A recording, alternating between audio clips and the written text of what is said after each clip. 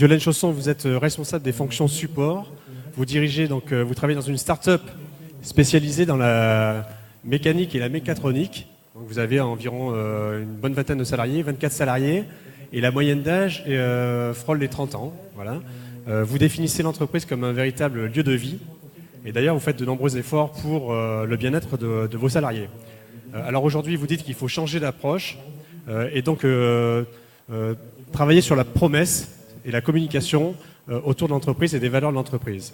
On n'offre plus un travail, on offre bien plus que ça. Il faut aller jusqu'à draguer les candidats pour les faire venir.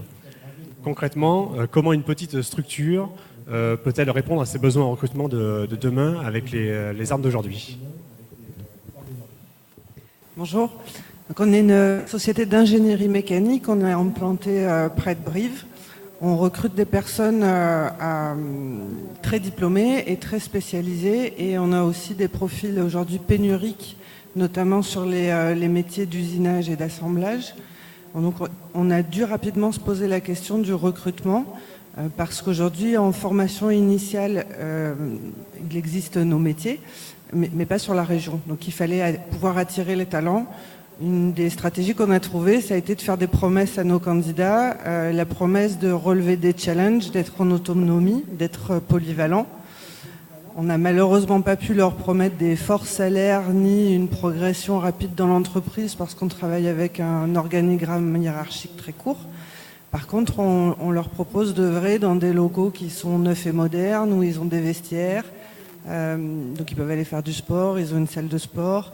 On a compris que les collaborateurs recherchaient une expérience de vie, plus qu'un métier, plus qu'œuvrer dans une entreprise. Et aujourd'hui, un levier qu'on a trouvé pour recruter, c'est les stagiaires. Alors, c'est pas parce qu'on les utilise comme de la main-d'œuvre gratuite, c'est qu'aujourd'hui, c'est vraiment un vivier de candidats, donc on travaille au plus proche des écoles, auprès des IUT, auprès des écoles d'ingénieurs, et puis même dès les classes de collège, si on pouvait créer des vocations. On accueille les jeunes en entreprise pour les stages de découverte jusqu'au stage de doctorat. Ça nous permet à nous de découvrir des talents, de leur montrer l'intérêt de travailler dans notre entreprise et qu'ils aient un petit peu moins peur du territoire aussi et qu'ils finissent par accepter de nous rejoindre. Ce qu'on a remarqué depuis quelques années, c'est qu'on a un taux de conversion de 100% sur les entretiens. C'est-à-dire qu'une fois que le candidat a passé les portes de l'entreprise et a découvert l'environnement de travail, il répond favorable à notre offre d'emploi à chaque fois. Est-ce que le classement, ou en tout cas les 4 points énumérés tout à l'heure par le président de la Chambre régionale d'industrie, la CCI région, correspond à ce qu'elle perçoit auprès de ces très jeunes salariés qui sortent d'école ? C'est-à-dire, est-ce que la rémunération est bien en 3e position ? Nous, ce qu'on a remarqué, c'est que la rémunération arriverait en 4e position. D'accord. Donc encore une place derrière. Et la première, vous le mettez quoi en premier ? L'équilibre vie pro, vie perso. Très bien. Ok.